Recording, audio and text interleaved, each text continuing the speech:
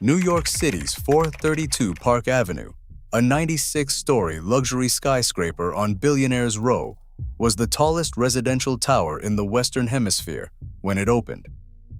It was the one with penthouses that sold for nearly $90 million.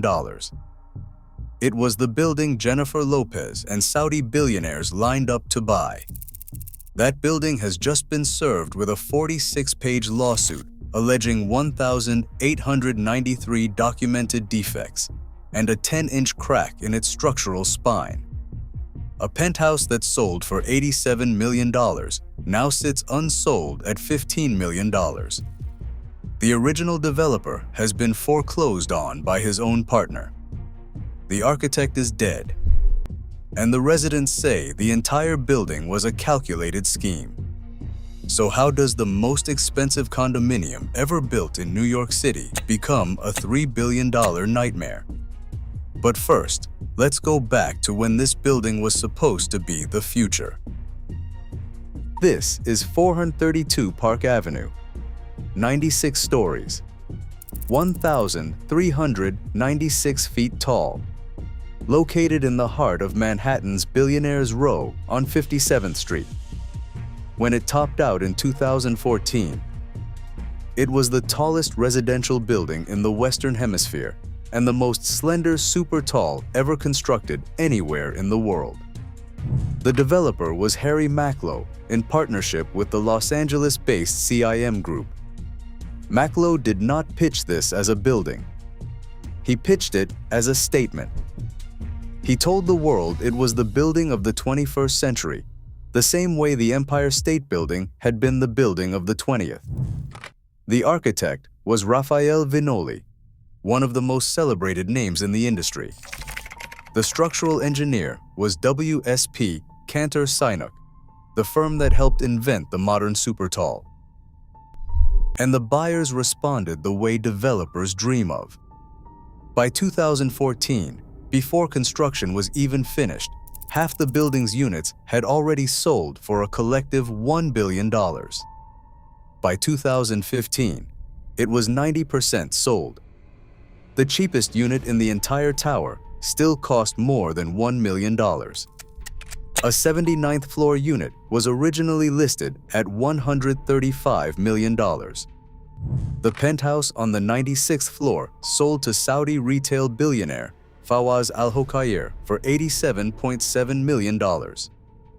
Thomas Peterfy, the founder of Interactive Brokers, took the 84th floor. Jennifer Lopez and Alex Rodriguez moved in by 2018. Total sellout was projected at $3.1 billion. The developers cleared a reported $900 million in profit. By every financial metric, 432 Park Avenue was an unmitigated success. And then the residents started moving in, and the building started telling a different story. To understand what went wrong, you have to understand what they were trying to do. 432 Park Avenue is 1,396 feet tall and roughly 93 feet wide at the base. That's a height-to-width ratio of 15:1. Picture a number 2 pencil balanced on its eraser, then imagine the wind blowing. Buildings are classified as wind-sensitive when their ratio crosses 5:1. 432 Park Avenue is 3 times that threshold. At that aspect ratio, the tower faces a phenomenon called vortex shedding. When wind hits a tall, slender building, it does not just push, it curls. Eddies peel off one side of the structure, then the other, in a rhythm engineers call a vortex street. If that rhythm matches the building's natural resonance, the entire tower starts oscillating sideways, perpendicular to the wind direction.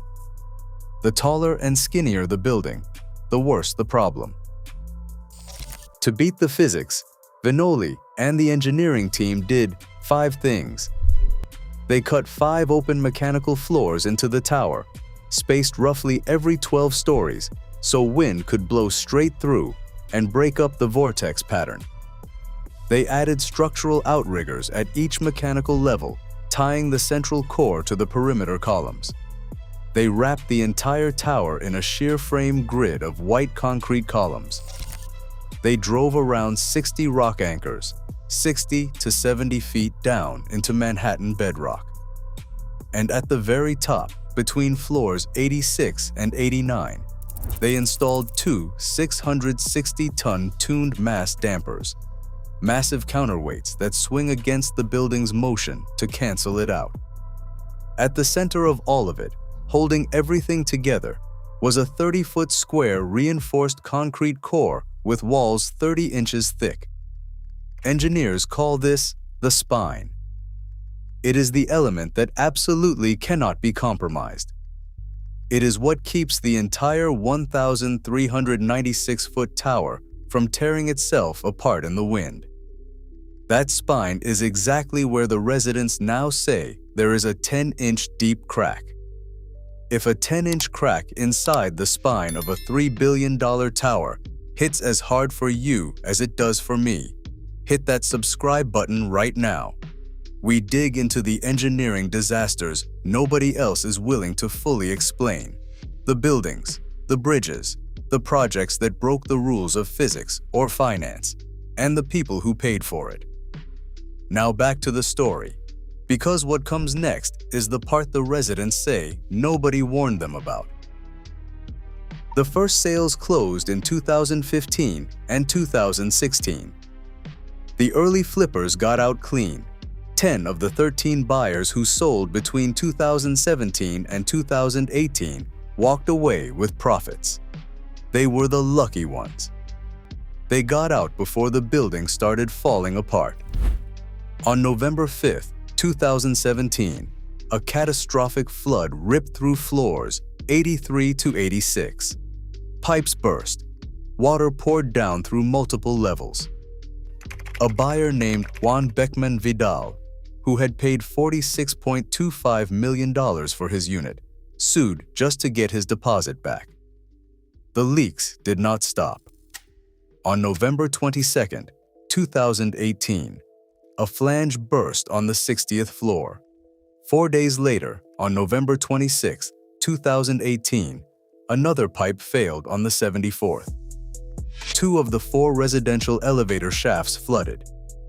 Total water damage in 2018 alone came to $9.7 million. 35 apartments were damaged. An elevator outage lasted weeks. Insurance premiums on the building rose 300% in 2 years. By 2019, residents were holding owner meetings, and the meeting notes started reading like dispatches from a haunted ship. Creaking, banging, clicking, metal partitions groaning when the wind picked up. Whistles in the doorways and elevator shafts.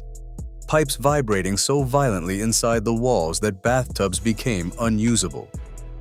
And then there was the trash chute. 432 Park Avenue's trash chute is a straight 1,300-foot drop with no breaks and no offsets. A bag of trash thrown in on the 80th floor accelerates the entire way down. By the time it hits the bottom, it is moving at something approaching terminal velocity. Residents reported the impact through their bedroom walls.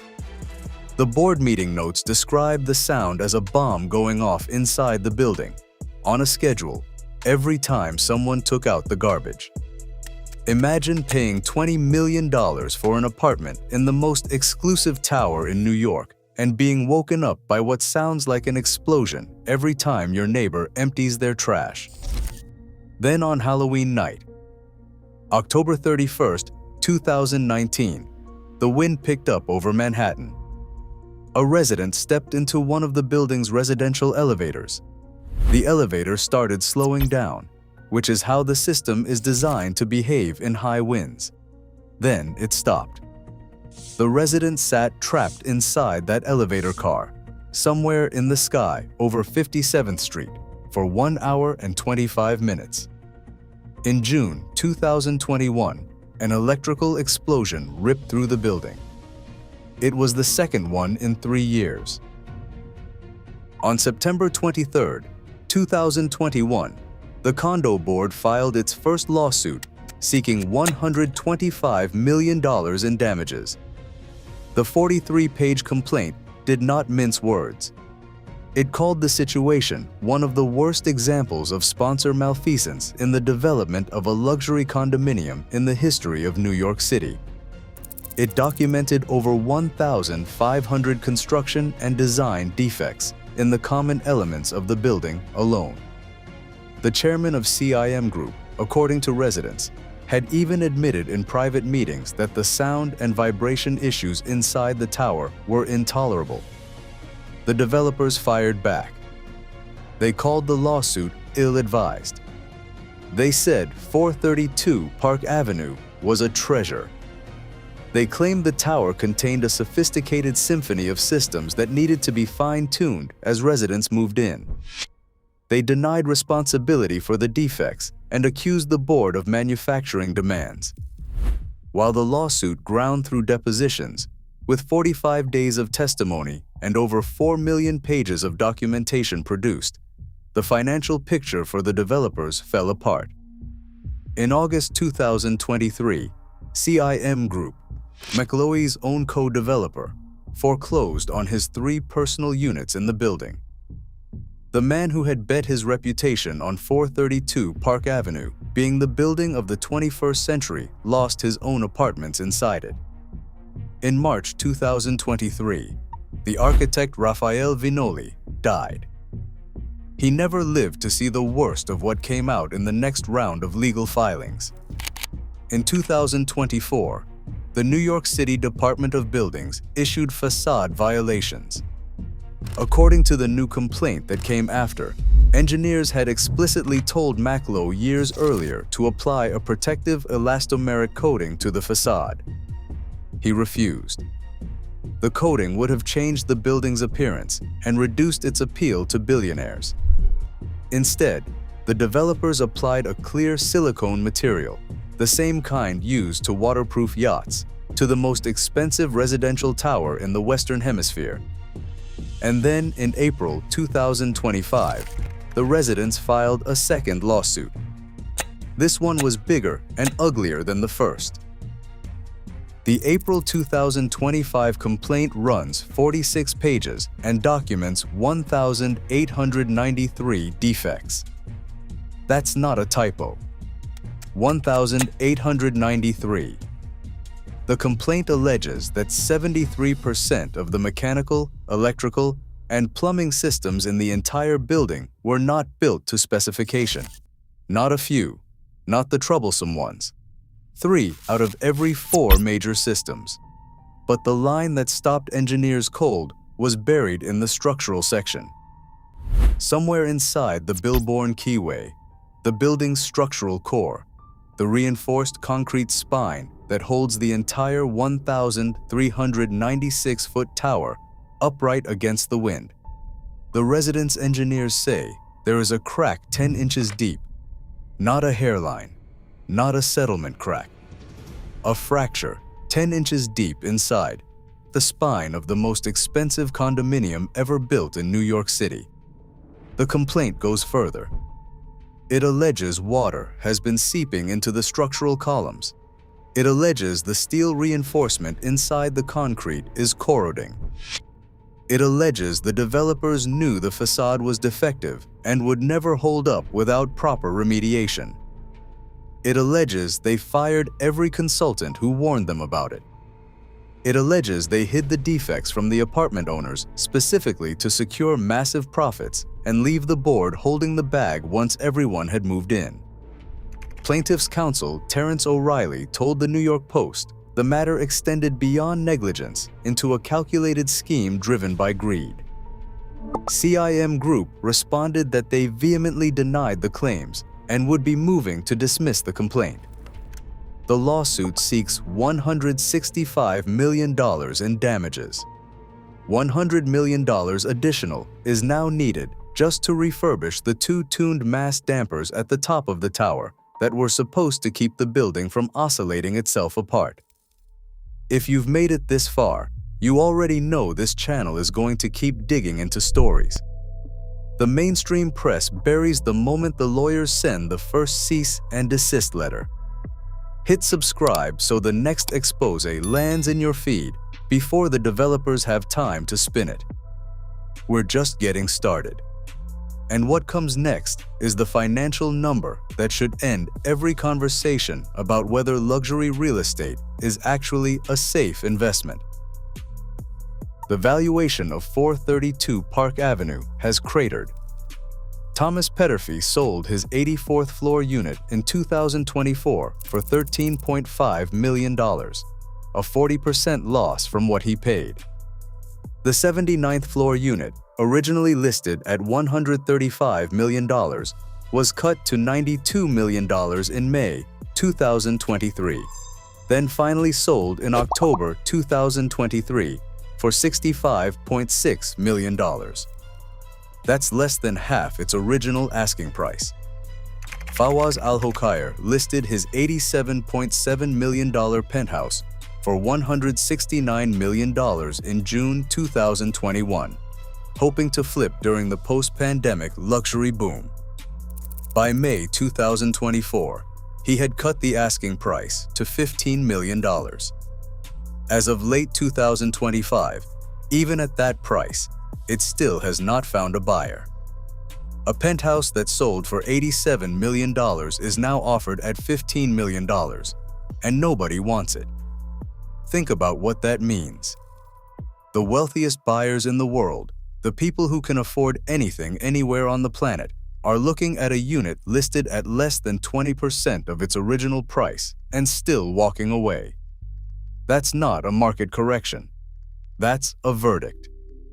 The private members restaurant for residents cost each household $1,200 a year in 2015.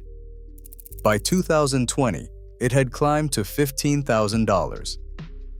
The tower that was supposed to be the building of the 21st century is now a building most of its own residents are trying to flee, and they cannot find anyone willing to take their place.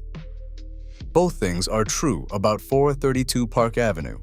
It was the most ambitious super-tall residential project in the history of the United States, the tallest residential tower in the Western Hemisphere, the first New York condominium to cross $2 billion in sales, designed by one of the most celebrated architects alive, engineered by the firm that helped invent the modern super-tall, marketed with $1 million Emmy-nominated film featuring a high-wire artist walking from the Empire State Building to the new tower.